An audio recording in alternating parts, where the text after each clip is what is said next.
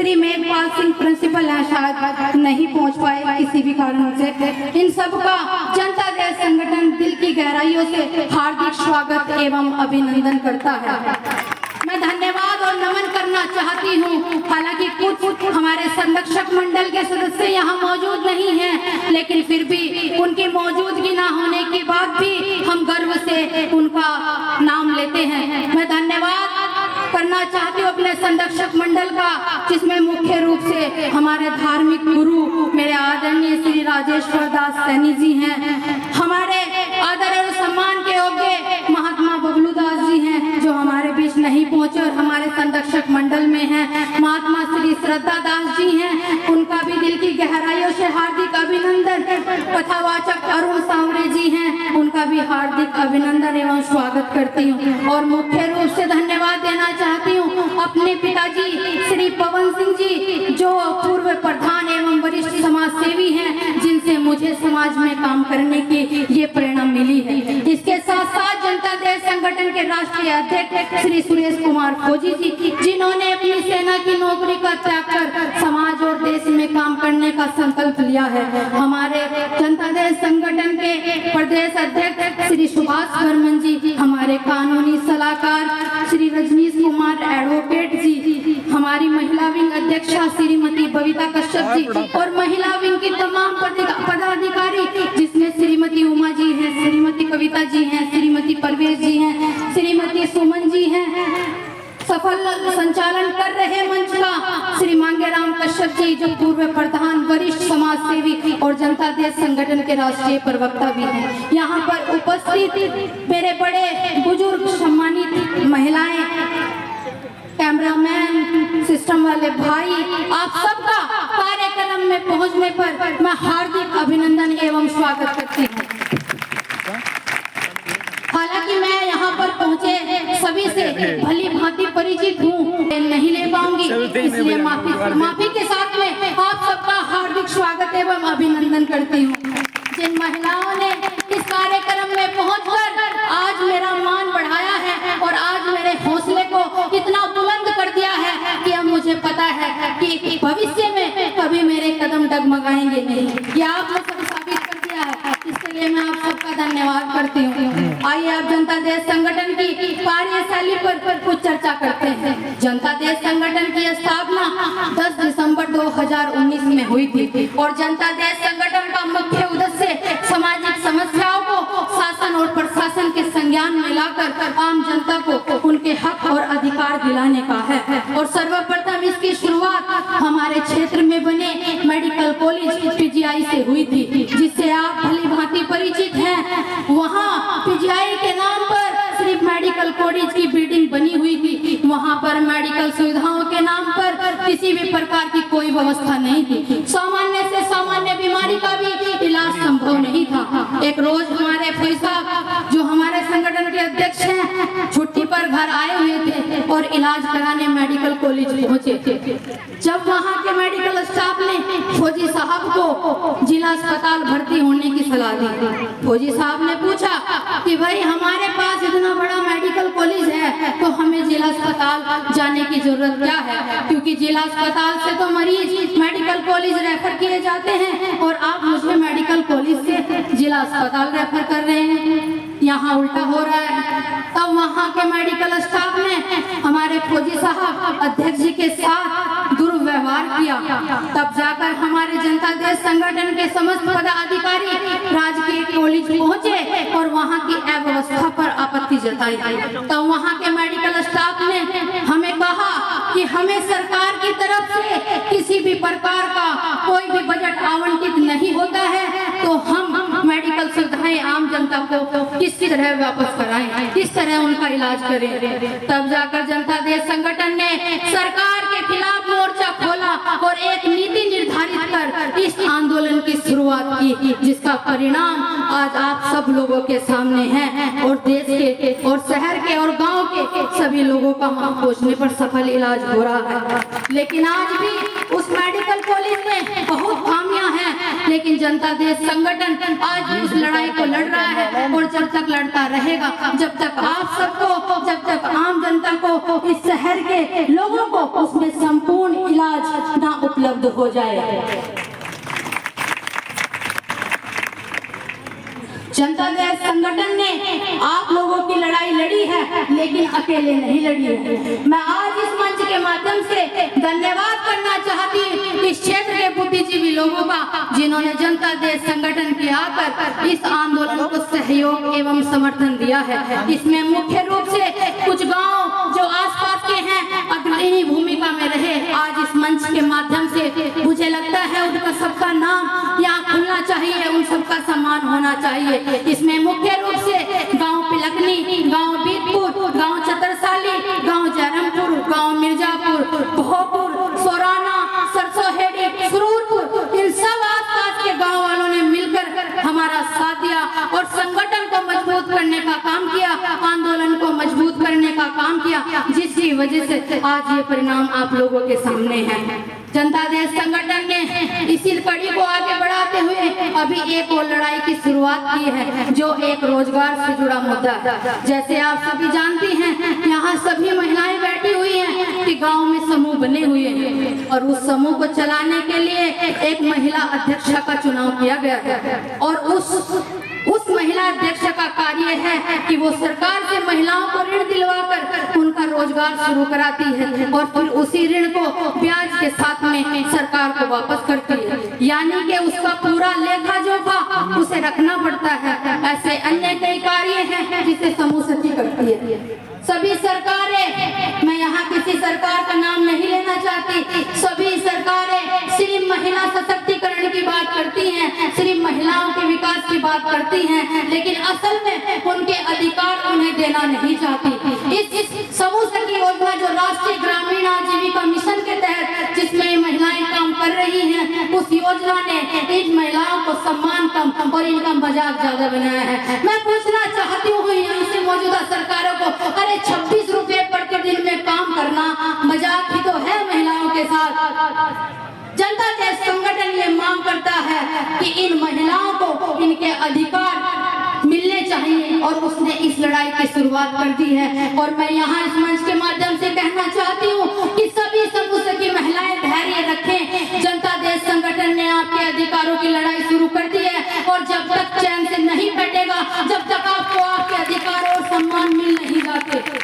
जनता देश संगठन ने, वैसे तो हम चांद पर पहुंच चुके हैं और हमने विश्व में भी अपनी जगह बनाई है और जब जब भी भारत देश पर संकट आया है, हमारी मातृभूमि में महान विभूतियों ने जन्म लिया है। हमारे यहीं रानी लक्ष्मीबाई पैदा हुई, हमारे यहीं अरुणा आसफअली पैदा हुई, हमारे यहीं चंद्रशेखर आजाद पैदा हुए, हमारे यहीं सुभाष चंद्र बोस पैदा हुए, हमारे यहीं गांधी जी पैदा हुए, हमारे यहीं डॉक्टर भीमराव अम्बेडकर पैदा हुए, हमारे यहीं अब्दुल कलाम पैदा हुए, हमारे यहीं अब्दुल हमीद पैदा हुआ।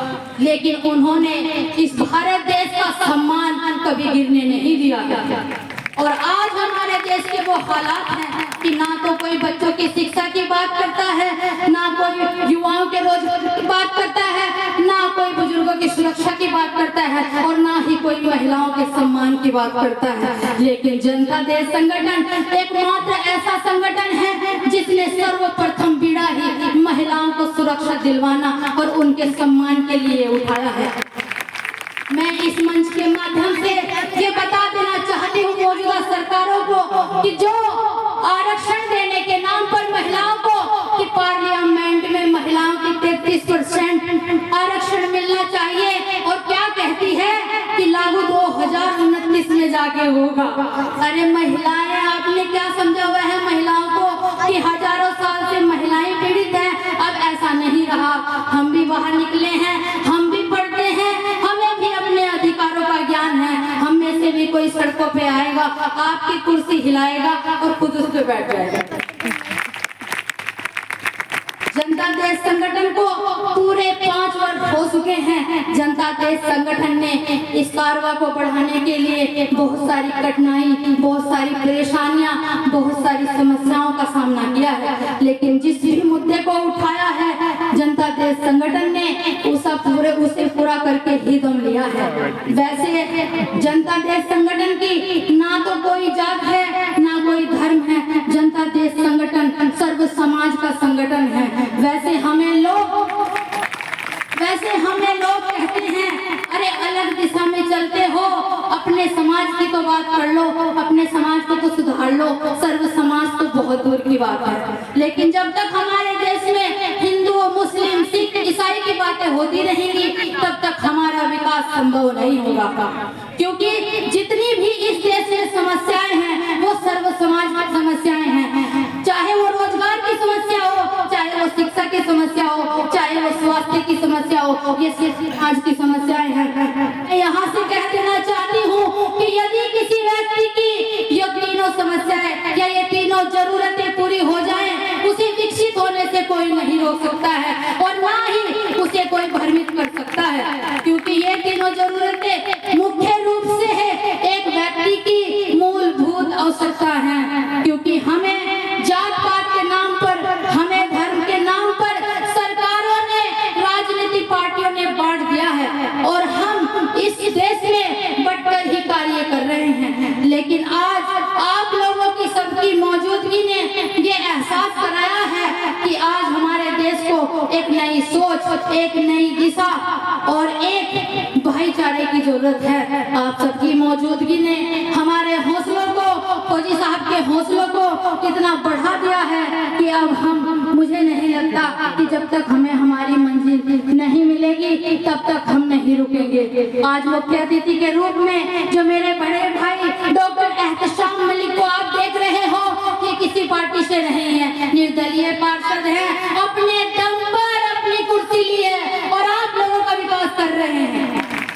हमें आज समाज में ऐसे ही लोगों की जरूरत है। जब हम सही लोगों को चुनकर उस कुर्सी पर बिठाएंगे तभी हमारा विकास संभव होगा। बात थोड़ी कड़वी है लेकिन मंच से ही कहूंगी कि जब हम वोट देने के नाम पर, प्रचार करने के नाम पर भी पार्टियों से पैसे लेंगे, पार्टियों से खाने पीने की चीजें लेंगे, तब हम अपने विकास की बात कैसे कर सकते हैं? अरे विकास की बात तो हम तब करेंगे कि हाँ हम आपको वोट देंगे, लेकिन आप हमें बताइए कि आप हमारे लिए क्या करेंगे, तब हमारा विकास संभव होगा। ऐसी सोच हमें पैदा करनी है। और महिलाओं को इस मंच के माध्यम से कह देना चाहती हूँ कि हजारों साल से, जब से इस देश में महिलाओं की उत्पत्ति हुई है, तब से वो इस देश में पीड़ित है। महिलाओं को अनेक बंधनों में बांधकर घर में रखा हुआ है। महिलाएं ऐसा सोचने लगी हैं कि हम कुछ नहीं कर सकते, लेकिन वो शायद ये भूल गई हैं कि सबसे ताकत वाले जानवर, सबसे ताकत वाला इंसान को ही बांध के रखा जाता है, वरना जिसके अंदर कोई ताकत ही नहीं है उसे तो खुला छोड़ दो, उसकी वजह से क्या होगा? हमने वही शक्ति को पहचानना है, हजारों साल से जो पीड़ित है। अब इस देश में महिलाओं की भागीदारी, महिलाओं की सरकारों पर बात होगी और मिनिमम 33% आरक्षण नहीं, हमें मैक्सिमम पार्लियामेंट की सीटें चाहिए। संगठन का निर्माण इस समाज में सेवा के लिए हुआ है, लेकिन इसका मतलब ये नहीं है कि हम सत्ता पे काबिज नहीं हो सकते। अरे बिना सत्ता के तो विकास ही नहीं होगा, हमें वहां तक पार्लियामेंट तक पहुंचना होगा यदि हमें विकास चाहिए तो। जनता देश संगठन चाहता है कि इस देश के प्रत्येक बच्चे को, चाहे वो किसी समाज का हो, चाहे वो किसी धर्म का हो, चाहे वो किसी जाति का हो, एक समान शिक्षा मिलनी चाहिए। और निजी कॉलेजों में भी जो 6 से 14 वर्षों के बच्चों को निःशुल्क शिक्षा मिलती है, और निजी कॉलेजों में भी निःशुल्क शिक्षा मिलनी चाहिए। जनता देश संगठन चाहता है कि जो विद्यार्थी परीक्षा की तैयारी कर रहे हैं और 5 से 10 वर्षों की कड़ी मेहनत के बाद भी उन्हें रिजल्ट नहीं मिल पाता, क्योंकि पेपर लीक होने जैसी घटनाएं और सही मूल्यांकन न होने की वजह से विद्यार्थी प्रतियोगिताओं में पिछड़ रहे हैं, क्योंकि सरकार ने पेपर कराने की जिम्मेदारी निजी एजेंसियों को दे रखी है, जिसमें पारदर्शिता का अभाव है। जनता देश संगठन चाहता है कि सरकार को पेपर कराने की जिम्मेदारी स्वयं लेनी चाहिए, ताकि किसी भी बच्चे का भविष्य खराब न हो सके। हमारे सरकारी विभागों में लाखों पद खाली पड़े हैं, लेकिन सरकार भर नहीं रही है। जनता देश संगठन चाहता है कि सरकार उन्हें तुरंत भरे, ताकि इस बेरोजगारी से कुछ तो निजात मिले। एक और बात यहाँ कहना चाहूंगी इस मंच के माध्यम से कि इस पूरी दुनिया में कहीं भी किताबों पर कोई भी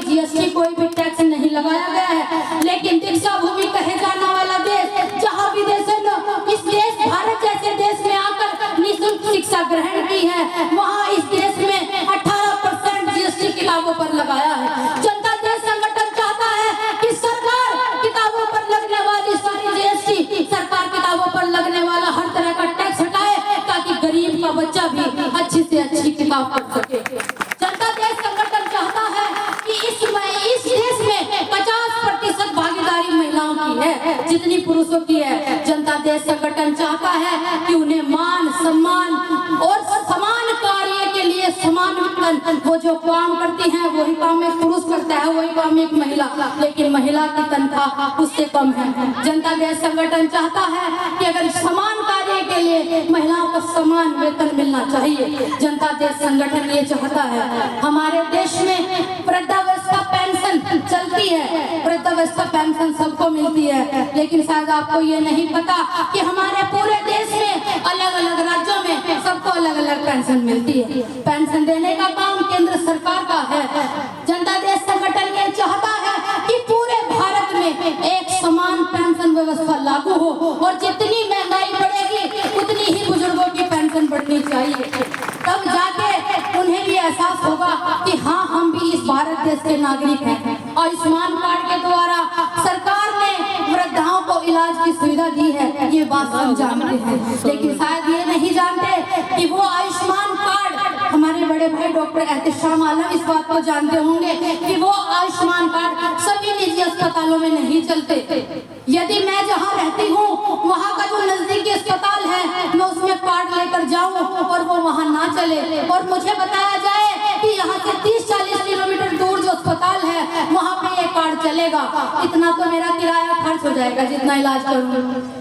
तो जनता देश संगठन ये चाहता है कि सरकार ने जो आयुष्मान कार्ड उपलब्ध कराए हैं उनकी हर निजी अस्पताल में व्यवस्था भी करा दी जाए ताकि लोगों को अपने नजदीकी अस्पताल में इलाज कराने को मिले। देश के अन्नदाता कहे जाने वाले किसानों की हालत आज इस देश में सबसे ज्यादा दयनीय है, क्योंकि उनकी फसलों का ना तो कोई निर्धारित मूल्य है और ना ही कोई ऐसा सरकारी केंद्र जहाँ पर वो अपनी फसलों को बेच सके। इसलिए किसानों को फसलों पर कर्जा नहीं मिल पाता और इसलिए किसान कर्जे में डूब रहे हैं। यदि कर्जा मिल भी जाता है तो उसे वापस नहीं कर पाते, क्योंकि किसानों की फसलों का कोई निर्धारित मूल्य नहीं है। जनता देश संगठन चाहता है कि किसानों की फसलों का निर्धारित मूल्य तय कर दिया जाए और ऐसे केंद्रों का निर्माण किया जाए जहां पारदर्शिता का अभाव ना हो और छोटे से छोटा सीमांत से सीमांत किसान भी अपनी फसलों को वहां पर बेच सके। मैं एक और बात किसानों के यहाँ किसानों के लिए कहना चाहती हूँ कि सरकार द्वारा किसानों की भूमि का जबरदस्ती अधिग्रहण किया जा रहा है। हाईवे बनाने के लिए, एक्सप्रेस वे बनाने के लिए, इसका ताजा उदाहरण कलसी में चल रहा धरना प्रदर्शन है जहां जबरदस्ती किसानों की भूमि का अधिग्रहण किया गया है और उन्हें उनकी कीमत भी नहीं दी गई है। उस धरने को चलते हुए 6 महीने से भी ज्यादा का समय हो गया है। इस मंच के माध्यम से, मैं संगठन के माध्यम से ये कहना चाहती हूँ कि जल्दी से जल्दी उनकी समस्या का निस्तारण किया जाए। हमारे सैनिक सरहदों पर हमारी सुरक्षा करते हैं, जिनके साए में हम सब देशवासी अपने आप को सुरक्षित महसूस करते हैं, जो अपना संपूर्ण जीवन इस देश पर निछावर कर देते हैं। लेकिन अग्निवीर जैसी भर्तियां एक सिपाही के त्याग और बलिदान को जाया करती हैं। संगठन चाहता है कि सभी सैनिकों की पुरानी पेंशन बहाली हो और अस्थायी नौकरी की गारंटी सरकार द्वारा उन्हें मिलनी चाहिए। संगठन की यही मांग है। संगठन सर्व समाज की बात करता है और सर्व समाज की विचारधारा पे ही चलेगा, चाहे हमें इसके लिए कितनी भी कठिनाई का सामना करना पड़े। कुछ लोग हमारे हौसलों को तोड़ने का काम करते हैं, लेकिन मैं इस मंच के माध्यम से ये कह देना चाहती हूँ कि जो भाईचारा, जो नई सोच, जो नई दिशा संगठन ने कायम की है, संगठन आज से 10 सालों बाद भी, शताब्दियों बाद भी इसी विचारधारा पर काम करेगा। ये इस बड़े मंच के माध्यम से यहाँ कहना चाहती हूँ। यहाँ हर गांव से एक जिम्मेदार व्यक्ति मौजूद है। यहाँ मेरी महिला शक्ति पूरे जिले के गांव से मौजूद है। जाके लिख देना, कहीं भी बिठा देना दिमाग में, जैसे आप लिखना चाहती हो कि महिलाओं के उज्जवल भविष्य की शुरुआत हो चुकी है। और जनता देश संगठन की राष्ट्रीय अध्यक्ष महिला भी होने के नाते आज तक इतिहास में हजारों साल से जो नहीं हुआ है उसे जनता देश संगठन की महिला भी करके दिखाएगी। अपना नया संगठन, अपनी नई ताकत। अरे हम सदस्य बनने के लायक नहीं, हम तो प्रदेश संभालने के लायक है, देश संभालने के लायक है। इसलिए ऐसा संगठन जिसमें महिलाओं का वर्चस्व है, जिसमें महिलाओं की भागीदारी है। अरे जब एक